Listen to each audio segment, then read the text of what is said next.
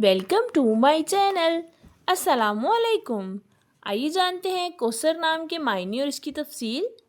हमारा आज का बेबीज गर्ल्स नेम है कोसर। कोसर के इंग्लिश में स्पेल्स हैं KOSER कोसर।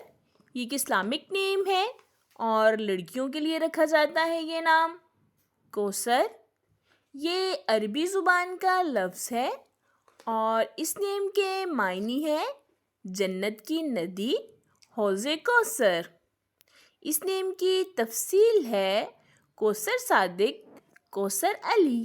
इस तरह से हम ये नाम रख सकते हैं। आप भी अपने नाम का मायने जानने के लिए कमेंट्स में अपना नाम लिखें और मायने जानिए। एंड अपने नाम की स्पेशल वीडियो बनवाने के लिए भी आप मेरे कमेंट बॉक्स में अपना नाम कमेंट कर सकते हैं। And please like the video, subscribe my channel. Okay dears, फिर मिलेंगे न्यू नेम न्यू वीडियो के साथ। अपना ख्याल रखिएगा, दुआओं में याद रखिएगा।